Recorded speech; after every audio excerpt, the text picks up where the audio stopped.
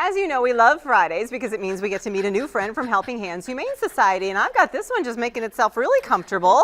Emmy is here with us. Who do we have today, Emmy? I brought Aggie. She is, we think, only about a year old, and as you can see, she's kind of a medium-sized dog. Yeah. Should be full-grown, a pug mix of some kind, but she's full of energy, full of personality, and just a very fun dog. Now, you said there was something to know about her. Yes, Aggie's a little bit of our problem child. She doesn't share well with others, other dogs, that is. So she would like to be the only dog in the household.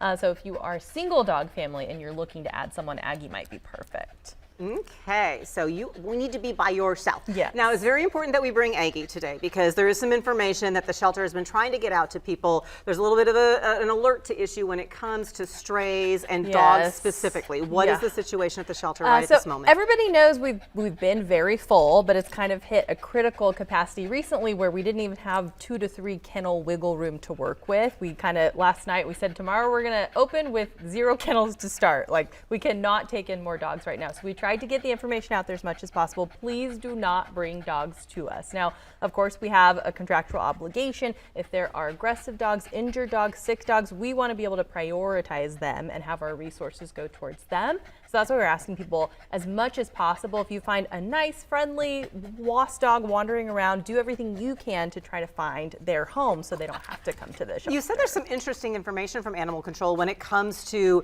a dog that's around a neighborhood and everybody thinks it's lost. How far away do they tend to find the owner? Yeah, like, it's interesting. People will bring dogs in, tell us where they found it. The owner comes and they were like a couple houses down or a block down. So a lot of dogs don't get very far from home when they're lost or wandering around. So if you just stop at maybe a couple of houses, somebody might own that dog or someone at least recognizes it and knows where it belongs. So just taking a few minutes of your time to do that could mean all the difference. What about keeping a dog at your house rather than bringing it to the shelter? How would that process work? Yes, so we confirmed with animal control, you can do that stray hold at your house. You have to scan them for a microchip, which you can do at the shelter or any vet's office.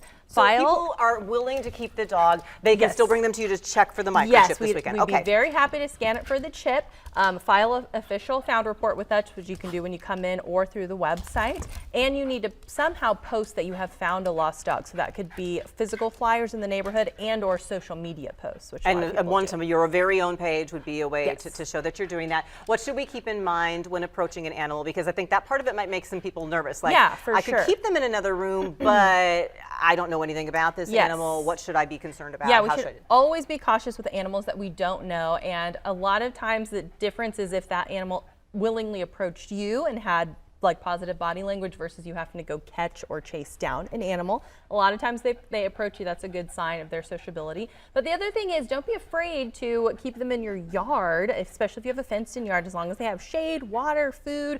That could be a little safer way for a dog that you don't know anything about to retain them for a couple of days and try to find the family. And we're here to offer resources as much as we can if you need like a crate or bowls or food, something like that to help you. Okay, so all of that is available for help. So they're going to help. Yes. The Helping Hands is still here to help. What else are we doing in these few seconds then to open up that kennel space and get animals to homes or back home? Come on. Right, so of course, $0 reclaim fees and free microchips, $0 dog adoptions for almost all the dogs, and we offer slumber party fostering and foster to adopt. So we try to make it as easy as possible to get a dog into your home. So if that's been keeping you, some people I know have said, well, my dog got lost, and I hear that Helping Hands makes me kind of pay a fee to help for the care while they were lost.